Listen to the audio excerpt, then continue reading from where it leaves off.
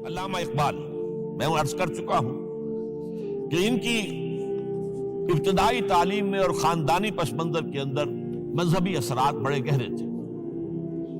بہرحال انہوں نے ایم اے کیا ہے غالباً 1897 میں، اور اس وقت کا کچھ اقبال جو ہے اس وقت سے لے کر 1905 تک کا اقبال، ایک طرف تو اس میں بھی نیشنلزم تھا، ہندی نیشنلزم، یہ نوٹ کر لیجئے۔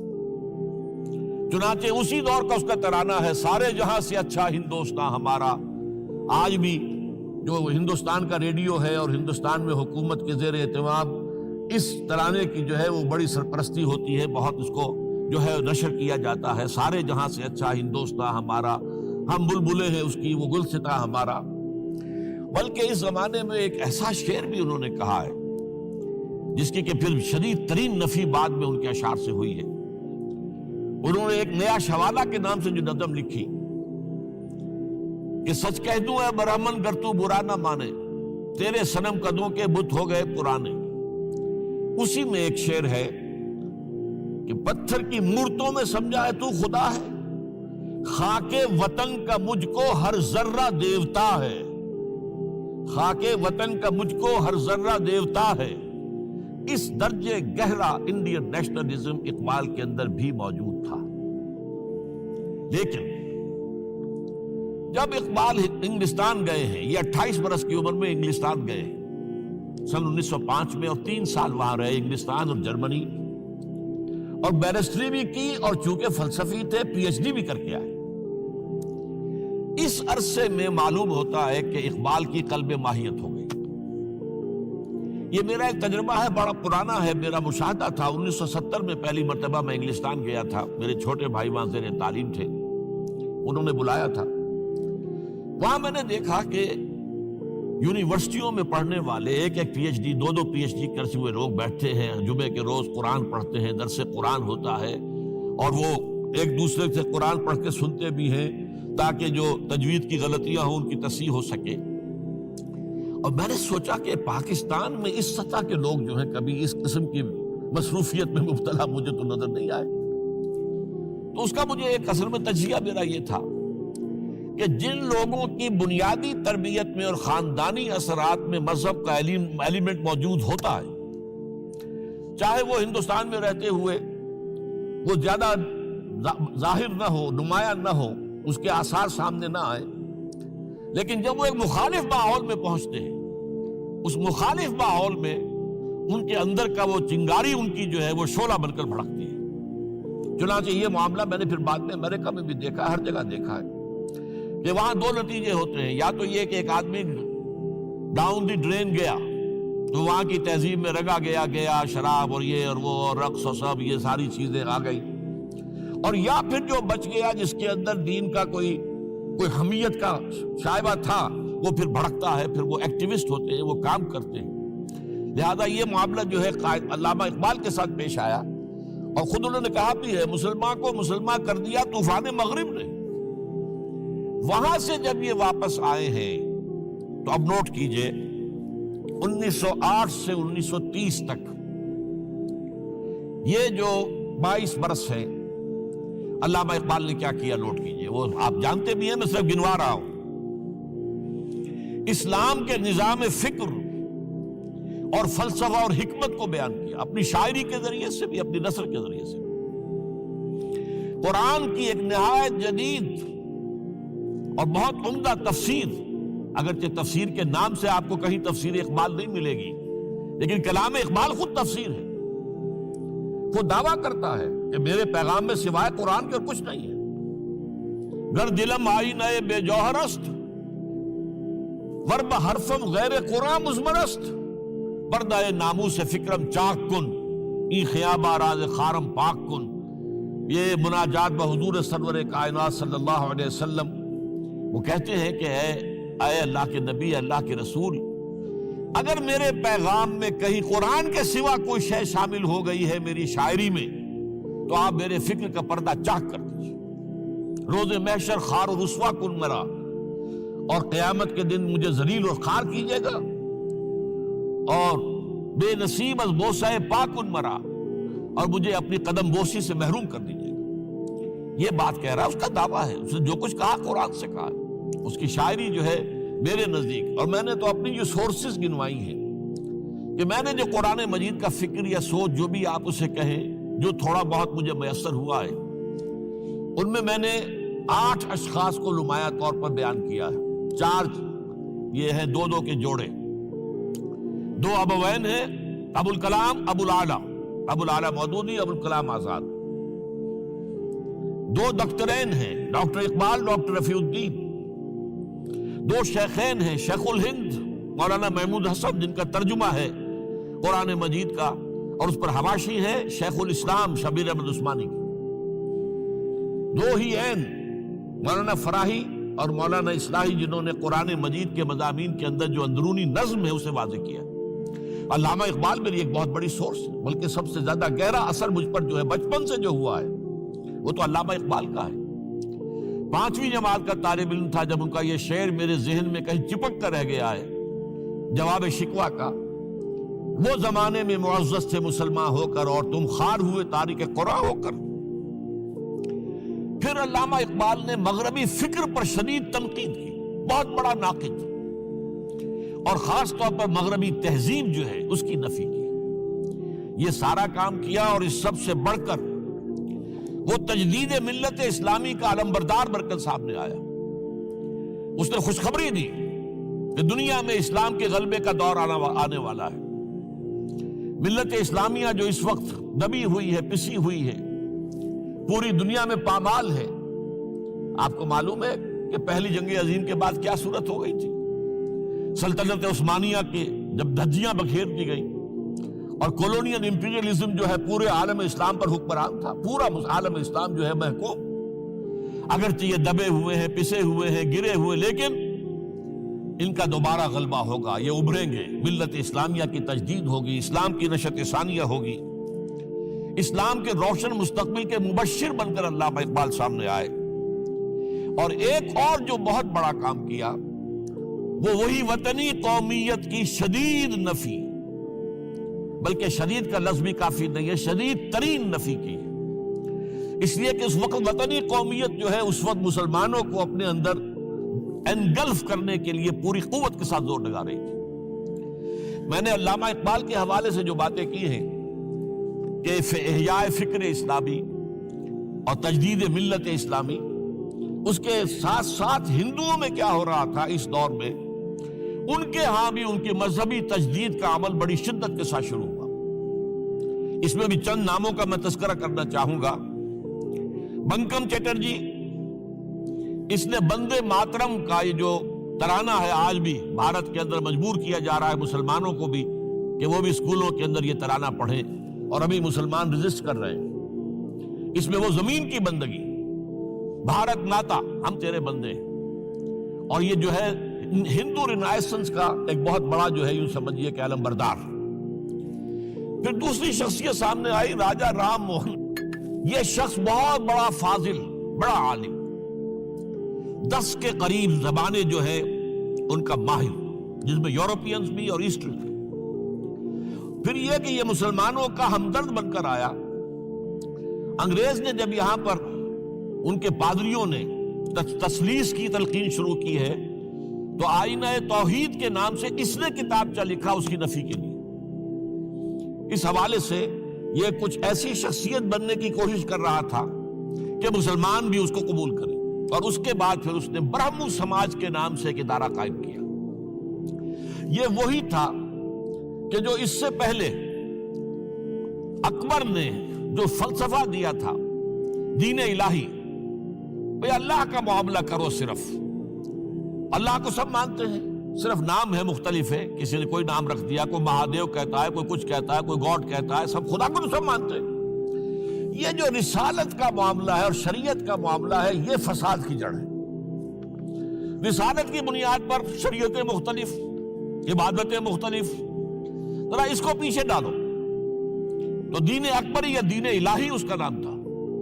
اس کے اندر بھی در حقیقت کوشش یہ تھی کہ تمام مذاہب کو ایک ہاون دستے میں ڈال کے اور اس کو کوٹ کے اور چھان پیس کے ایک صفوف بنا کر ایک کامن مذہب ہندوستان کا وجود میں لایا جائے.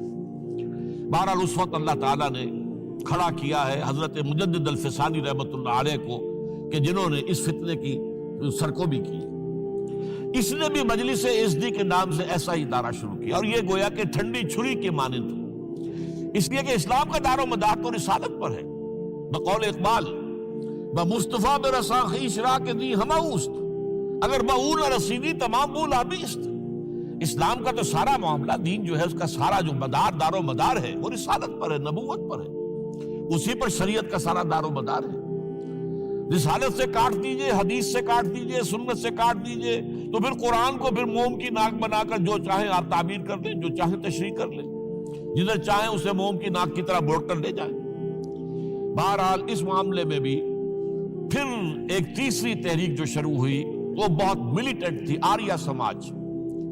دیانند سرسوتی نے یہ ملیٹنٹ تھی اور بڑی اس جو ہے پذیرائی ہوئی ہندو معاشرے میں. انہوں نے کھل کر یہ کہا کہ ہندوستان صرف ہندوؤں کا ملک ہے، یہاں مسلمانوں کے لیے کوئی جگہ نہیں، لہذا یا ہندو ہو جائیں مسلمان اور یا پھر یہاں سے ہجرت کر جائیں. کھل کر آریہ سماج، اسی کے تحت پھر مہا سبھا بنی، اسی کے تحت RSS انتہائی ملیٹنٹ آرگنائزیشن جو ہے ہندوؤں کی، یہ سب جو ہے دیانند سرسوتی کا.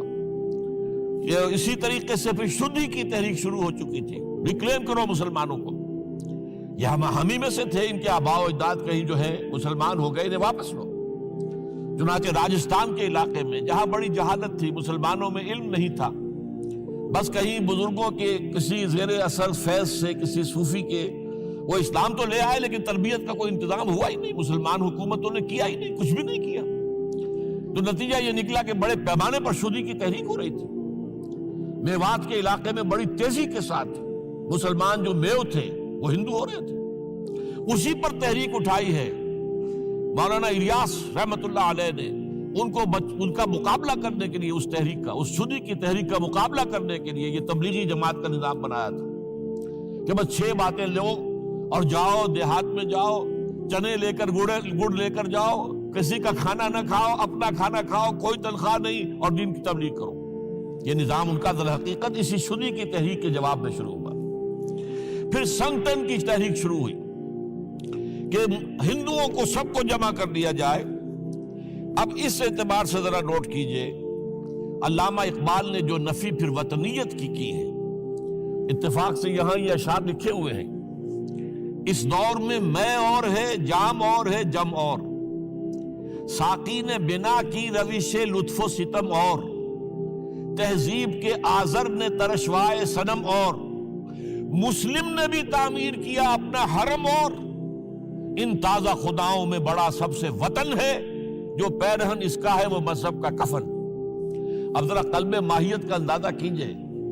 وہی شخص جو کہہ رہا تھا کہ خاک وطن کا مجھ کو ہر ذرہ دیوتا ہے، وہ آج اس وطن کو ایک سب سے بڑا بت قرار دے کر اور اس کا قلع قمع کرنے کے لیے کس قدر زوردار الفاظ جو ہے. اور یہی دوسری طرف یہ بت کہ تراشیدہ تہذیب نوی ہے. یہ جو نیشن سٹیٹ کا تصور ہے یہ 18ویں صدی سے یورپ میں شروع ہوا. نیشن سٹیٹ، ایک ملک میں رہنے والے سب شہری ہیں، برابر ہیں، اور ان کے اندر مذہب کا اختلاف ہو یہ اس کا کوئی حیثیت نہیں. مذہب تو پرائیویٹ معاملہ ہے، ہاں جو سرکاری سطح پر ہوگا معاملہ، اجتماعی معاملات جو ہے وہ کسی مذہب سے طے نہیں ہوں گے. یہ نیشن سٹیٹ کا تصور، یہ بت کہ تراشیدہ تہذیب نوی ہے، غارت گرے کاشانہ دین نبوی ہے، بازو تیرا توحید کی قوت سے قوی ہے، اسلام تیرا دیس ہے تو مصطفی ہے، نہ زارہ دیری نہ زمانے کو دکھا دے، اے مصطفی خاک میں اس بت کو ملا دے. اس سے بھی زیادہ مجھے ملا ہے ایک ان کے قطعہ جو ہے، منزل راہ رواں دور بھی دشوار بھی ہے، کوئی اس قافلے میں قافلہ سالار بھی ہے، بڑھ کے خیبر سے ہے یہ مارکہ دین و وطن. خیبر، غزوہ خیبر سے کہیں بڑھ کر یہ دین و وطن کا مارکہ، کہ ہمارے نزدیک ہماری قومیت کی بنیاد ہمارا دین. آج دنیا یہ کہتی ہے کہ قومیت کی بنیاد وطن ہے. یہ جو مارکہ دین و وطن ہے، بڑھ کے خیبر سے ہے یہ مارکہ دین و وطن. اس زمانے میں کوئی حیدر کرار بھی ہے، تو واقعہ یہ ہے کہ علامہ اقبال نے اس سلسلے میں وہ رول بھی پلے کیا کہ جو حضرت مجدد الفسانی رحمۃ اللہ علیہ نے دین اکبری کا قلع قبا کرنے میں ادا کیا تھا، اور اس میں کوئی شک نہیں ہے۔ اس اعتبار سے میں کہا کرتا ہوں کہ حضرت مجدد الفسانی کے بروز کی حیثیت رکھتے ہیں علامہ اقبال، اور ان کو جو گہری نسبت تھی، حاضر ہوا میں شیخ مجدد کی لحد پر، وہ خاک کے ہے زیر فلک مطلع انوار، گردن نہ جھکی جس کی جہانگیر کے آگے، جس کے نفس گرم سے گرمی احرار، وہ ہند میں سرمایہ ملت کا نگہباں، وہ ہند میں سرمایہ ملت کا نگہباں۔ ملت کا سرمایہ تو سارا کا سارا جو ہے ایمان پر رسالت سے۔ آپ حضرت مجدد الفسانی کے خطوط پڑھیے، سب سے زیادہ زور اطاعت رسول، اطاعت رسول، اطاعت رسول، اطاعت رسول۔ جس کی جڑ کاٹنے کی کوشش کی تھی دین الہی کے ذریعے سے اکبر نے، اس کو دوبارہ مستحکم کیا ہے وہ مجدد الفسانی رحمۃ اللہ علیہ نے۔ اب آئیے 1930 کا ماہ دسمبر، اس میں ایک بات ہم دیکھ چکے، محمد علی جناح ہندوستان کی سیاست سے مایوس ہو کر ملک چھوڑ کر انگلستان میں جا کر آباد ہو چکے، اور اس ضمن میں ایک واقعہ میں آپ کو سنا دوں۔ ایس ایم اکرام صاحب کا نام بہت سے حضرات کے علم میں ہوگا، ان کی 3 کتابیں جو ہے بڑی مارکت الارا ہیں، آب کوثر، موج کوثر، روض کوثر۔ ادارہ ثقافت اسلامیہ کے ڈائریکٹر رہے بہت عرصے تک، بہت پڑھے لکھے آدمی تھے۔ وہ آکسفورڈ میں پڑھتے تھے اس زمانے میں۔ وہ لندن گئے، انہوں نے محمد علی جناح صاحب سے ملاقات کی اور کہا کہ آپ کیوں چھوڑ کر آ گئے ہندوستان کے مسلمانوں کو آپ کی رہنمائی کی ضرورت ہے۔ تو جواب جو تھا محمد علی جناح کا وہ نوٹ کرنے کے قابل ہے۔ ہندوز آر انکوریجیبل، یہ ہے جو نتیجہ نکالا تھا محمد علی جناح نے۔ یوں سمجھیے کہ 24 برس کی محنت شاقہ کہ کوئی اتحاد کا فارمولہ طے ہو جائے، کوئی بنیاد ہو جائے، کوئی ہمارے مابین متفق علیہ اسکیم طے بن جائے، لیکن جس درجے مایوس ہوا ہے شخص، ہندوز آر انکوریجیبل، یہ ناقابل اصلاح ہے۔ اور مسلمانوں کا حال یہ ہے کہ ان کا ایک لیڈر جو بات مجھ سے کرتا ہے صبح کو، وہ شام کو ڈپٹی کمشنر کو بتا دیتا ہے۔ تو اب میں ایسی قوم کی رہنمائی کیسے کروں؟ تو یہ میں نے آپ کو یہ واقعہ بھی سنا دیا کہ وہ مایوسی کا عالم کیا تھا۔ لیکن اب جو ہے 1930 میں، جبکہ مسلم انڈیا کا ایک سورج تو غروب ہو گیا تھا، مغرب میں جا کر بیٹھ گیا، مغرب میں سورج غروب ہوتا ہے، ایم اے جناح تو وہاں بیٹھ گئے۔ ایک سورج اب طلوع ہوا ہے مسلم لیگ کے پلیٹ فارم پر، یہ ہے علامہ اقبال۔ 1930 کا جو ان کا خطبہ ہے الہ آباد کا، وہ بہت اہم، بہت اہم، بہت اہم۔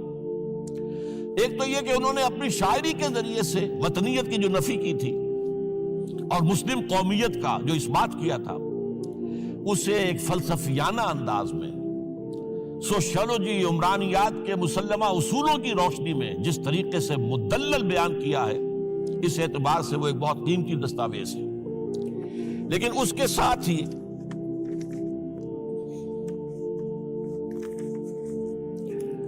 انہوں نے ایک تجویز پیش کی، اور یوں بھی کہیے کہ ایک پیشن گوئی کی۔ وہ پیشن گوئی یہ تھی کہ ہندوستان کے شمال مغرب میں ایک مسلمان ریاست قائم ہوگی، اور پھر یہ بھی کہا میں مطالبہ کرتا ہوں کہ وہ قائم ہو۔ البتہ اس میں بعض لوگ جو ہیں اس پر یہ تنقید کرتے ہیں کہ علامہ اقبال نے تو یہ کہا تھا I would like to see the Punjab, the Northwest Frontier Province, Sindh and Balochistan amalgamated into a single state. Self-government within the British Empire or without the British Empire. The formation of a consolidated Northwest Indian Muslim state appears to me to be the final destiny of the Muslims, at least of Northwest India.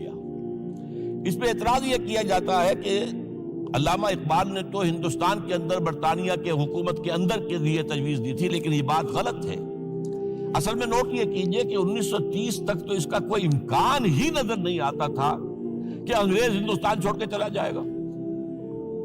تو اس وقت کے لیے ان کی تجویز یہ تھی کہ ہندوستان میں ایک صوبہ بنا دیا جائے، یہ آج کا پاکستان، یا یوں سمجھیے کہ جو کچھ عرصے پہلے 1 یونٹ بنا تھا، برٹش انڈیا میں بھی یہ 1 یونٹ کی حیثیت سے ایک سٹیٹ بن جائے، تاکہ اس علاقے میں مسلمانوں کے اندر جو کچھ قومیتی کچھ تھوڑا فرق ہے، کلچر کا فرق ہے، کچھ ان طرح کی چیزیں، زبانوں کا فرق ہے، تو یہ جو ہے مل جل کر ان کے اندر ایک قوم کا تصور جو ہے باقاعدہ پیدا ہو جائے۔ اسی لیے وہ کہتے ہیں I demand the formation of a consolidated Muslim state in the best interest of India and Islam۔ اب اس میں وہ بات یہ کہتے ہیں کہ for Islam it will be an opportunity to rid itself of the stamp that Arabian imperialism was forced to give it, to mobilize its laws, its education, its culture, and to bring them into closer contact with its own original spirit and with the spirit of the modern time۔ وہ کہتے ہیں کہ اگر ایسا ہو گیا، ایک تو یہ کہ ڈیسٹنی ہے، ہوگا، رہے گا، شمال مغربی ہند کے اندر ایک مسلمان ریاست قائم ہو کر رہے گی۔ اب یہ پروفیسی بھی تھی، پیشن گوئی، اور یہ بھی کہ میں مطالبہ کرتا ہوں، ایک تجویز بھی تھی، لیکن اس کا جو اصل عنصر ہے، جو میرے نزدیک جو انقلابی حصہ ہے، جہاں تک ہندوستان کی جو تقسیم کا معاملہ ہے، یہ اور بھی بہت سے لوگوں کی طرف سے یہ باتیں آتی رہی تھی۔ میرے پاس یہاں پہ 14 نام لکھے ہوئے ہیں جنہوں نے ہندوستان کی تقسیم کا تذکرہ کیا، لیکن جس انداز میں، جس پلیٹ فارم پر آل انڈیا مسلم لیگ کا جو اینول سیشن ہے اور اس میں صدر کی حیثیت سے خطبہ دے رہا ہے ایک شخص، تو یہ حیثیت جو ہے یہ بہت نمایاں، اور اس میں جس انداز میں بات کہی گئی ہے اس میں جو ایک پازیٹیو عنصر ہے۔ اگر ایسا ہو گیا، ایک نارتھ ویسٹ آف انڈیا میں مسلمان ریاست قائم ہو گئی، تو ہمیں ایک موقع مل جائے گا کہ عرب امپیریلزم، اب نوٹ کیجئے، عرب امپیریلزم سے مراد کیا ہے؟ عربوں کا دور ملوکیت۔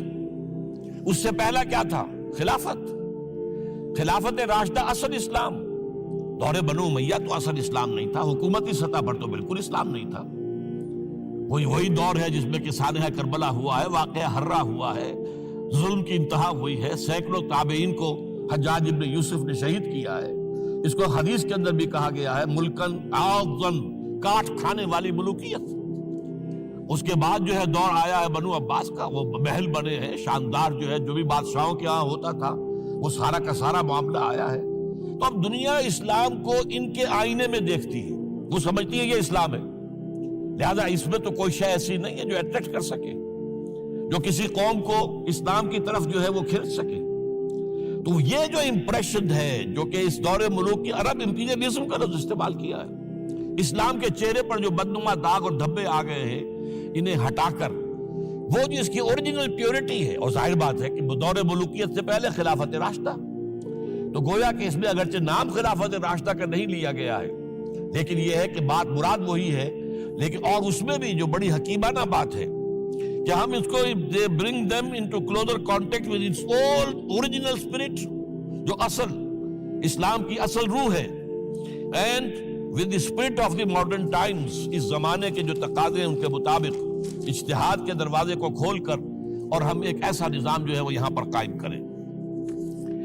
یہ ہے وہ چیز کہ جس نے تحریک مسلم لیگ کے اندر ایک مثبت جذبہ، یہ نوٹ کر لیجئے میرے الفاظ، 1906 سے لے کر 1930 تک تحریک مسلم لیگ صرف ایک منفی موٹیو پر چل رہی تھی، منفی، نیگیٹو، خوف، ہندو کا خوف، ہندو دبا لے گا، ہندو ایکسپلائٹ کرے گا، ہندو معاشی طور پر بھی، تہذیبی طور پر بھی، ثقافتی طور پر بھی، مذہبی طور پر بھی شدی کی تحریک چل رہی ہے، ہمیں راستہ دکھایا جا رہا ہے، ہندوستان چھوڑ دو اور بھاگ جاؤ، چلے جاؤ۔ یہ سارا خوف کا عنصر تھا، اور اس میں تحفظات تلاش کرنے، کوئی ایسی یقین دہانیاں کہ وہ مسلمانوں کے حالات بہتر ہو جائیں، اس کے علاوہ کوئی اور موٹیو نہیں تھا، یہ منفی موٹیو تھا۔ اور اس کی وجہ ساتھ ہی یہ ہے کہ مسلم لیگ اس وقت تک کوئی عوامی جماعت تھی ہی نہیں، بلکہ کچھ خواص، جو اونچے لوگ، نوابوں اور نوابزادوں اور ان ایسے لوگوں کی جو ہے یہ ایک جماعت تھی۔ لیکن 37 میں جو یہ انجیکشن لگا ہے یہ پازیٹیو ہے۔ اس کی مثال میں دیا کرتا ہوں کہ کوئی مریض پڑا ہوا اپنے بیڈ پر اور گلوکوز کی بوتل لگی ہوئی ہے اور ایک ٹیوب چل رہی ہے، تو اس کے اندر ہی کوئی اب انجیکشن لگانا ہے تو اس ٹیوب میں لگا دیتے ہیں، ایسا نہ ہو کہ کوئی اور پرک دینی پڑے مریض کو اور اسے تکلیف ہو۔ تو گویا کہ مسلم لیگ کا جو بھی وہ ایک نظام تھا اس میں ایک انجیکشن لگایا ہے علامہ اقبال نے 1930 کے خطبے میں۔ اگلی بات، اس کے بعد یہی انجیکشن علامہ اقبال نے لندن میں مسٹر محمد علی جناح کے ذہن و فکر میں لگایا ہے۔ اس کا واقعہ کیا ہے؟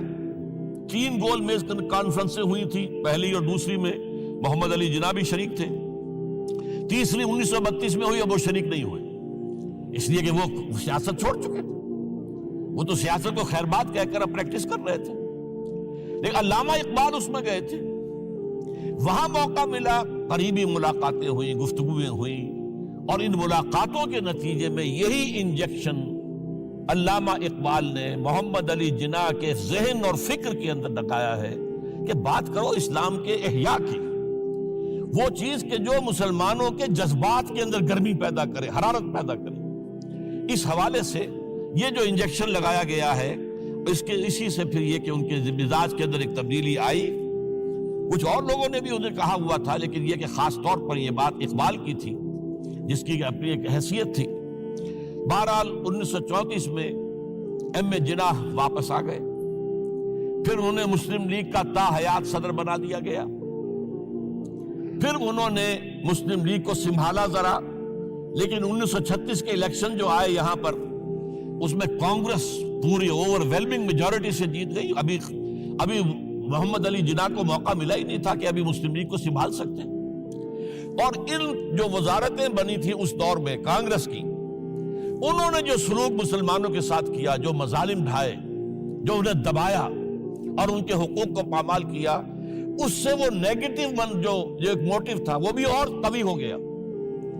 اور اس کے بعد پھر محمد علی جناح نے 1937 سے لے کر 1947 تک، ایک لفظ میں استعمال کر رہا ہوں کہ آپ گھبرا نہ جائیں، 1937 سے 1947 تک اسلام کی قوالی گائی، پورے 10 برس اسلام اسلام اسلام اسلام، ہمیں اسلام چاہیے، اسلامی تہذیب ہم چاہتے ہیں، اسلامی قانون ہم چاہتے ہیں، ہمارے قوانین اور ہیں، ہمارا مذہب نہیں ہے، وہ دین ہے، وہ زندگی کے تمام معاملات پر۔ یہ جو ہے میں قوالی اس لیے کہہ رہا ہوں کہ قوالی میں تکرار ہوتی ہے، جس تکرار کے ساتھ یہ اب اس موقع پر آ کر محمد علی جناح قائد اعظم بن گئے۔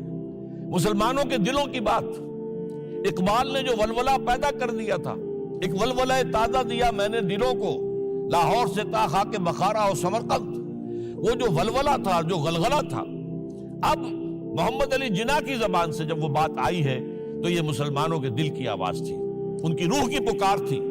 لہذا اب مسلم لیگ ایک عوامی جماعت بنی اور محمد علی جناح اب قائد اعظم قرار پائے۔ اب اس معاملے میں چاہتا ہوں ذرا، کیونکہ یہ بات نئی سی ہوگی، میرے اس تجزیے کے روح سے نظریہ پاکستان اسلام اور اسلام کا احیاء خلافت راشدہ کے مفہوم میں، اور اس کا خالق اقبال ہے، اس میں کوئی شک نہیں، قائد اعظم تک بھی یہ بات پہنچانے والا اقبال ہے، اور پھر اسی پر قائد اعظم نے عمل کیا ہے۔ تو اس چیز کو بہت سے لوگ جو ہیں آسانی کے ساتھ تسلیم نہیں کریں گے، لیکن میں یہ چاہتا ہوں کہ خود قائد اعظم نے علامہ اقبال کے بارے میں جو کچھ کہا ہے اس کی 2 کوٹیشنز آپ کے سامنے رکھ دوں۔ کلکتہ 21 اپریل 1938 کو علامہ اقبال کا انتقال ہوا۔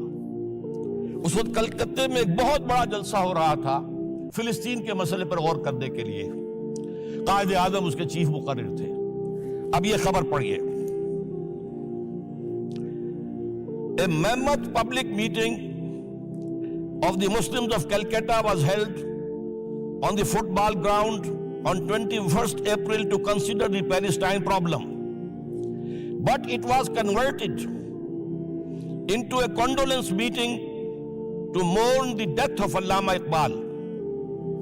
Mr. M. Jinnah said that the sorrowful news of the death of Dr. Sir Muhammad Iqbal had plunged the world of Islam in gloom and mourning. Sir Muhammad Iqbal was undoubtedly one of the greatest poets, philosophers and seers of humanity of all times. Note कीजिए, one of the greatest poets, philosophers and seers, जिनको के मुस्तकबिल को देखने की सलाहियत होती है, जिनकी निगाह गाह मेरी निगाह तेज चीर गई दिले वजूद, जिसके बिना पर आबे रवाने कबीर तेरे किनारे कोई देख रहा है किसी और जमाने के ख्वाब। ये अल्लामा इकबाल ने जो कुछ देखा था इस्लाम के मुस्तकबिल के बारे में। He took a prominent part in the politics of country and in the intellectual and cultural reconstruction of the Islamic world. His contribution to the literature and thought of the world will live forever. अब आखिरी जुमला सुनिए गौर से। To me, he was a personal friend, number one, philosopher, number two, and guide, number three, and as such the main source of my inspiration and spiritual support. कोई शक इसके बाद रह जाता है? और ये अल्फाज कौन कह रहा है? ये मोहम्मद अली जिन्ना है। लफ्फाज आदमी नहीं है वो कोई शोला बयान खतीब जो अल्फाज जो है उसके अब्बार लगा दे, नहीं। जो एक एक लफ्ज, वकील, बहुत बड़ा वकील, एक एक लफ्ज जो है तोल कर बोलने वाला, उन्हें क्या करार दिया? तो खुद तस्लीम किया। दूसरा मैं और दे रहा हूं, ये सन 40 में इकबाल डे मनाया गया था। अब इसमें क्या कहते हैं कायदे आजम? If I live to see the ideal of a Muslim state being achieved in India, and I were then offered to make a choice between the works of Iqbal and the rulership of the Muslim state, I would prefer the former. अगर हम कामयाब हो जाते हैं कि इस्लामी रियासत कायम करने में, मुसलमान रियासत कायम करने में, और उसके बाद मेरे सामने चॉइस रखा जाता है कि या तो अल्लामा इकबाल का कलाम ले लो और या हुकूमत के सरबराह बन जाओ, तो मैं अल्लामा इकबाल के कलाम को तरजीह दूंगा। और सुनिए, Continuing, Mr. Jinnah said that in April 1936, he thought of transforming the Muslim League, which was then only an academic institution, into a parliament of the Muslims of India. From that time to the end of his life, he continued, Iqbal stood like a rock by him. Iqbal, Mr. Jinnah said, was not only a great poet who had permanent place in the history of the world's best literature. He was a dynamic personality who during his lifetime made the greatest contribution towards rousing and developing of Muslim national consciousness. अब इसके बाद जो है नजरिया पाकिस्तान क्या था और उसका खालिक कौन था, इसको अच्छी तरह समझ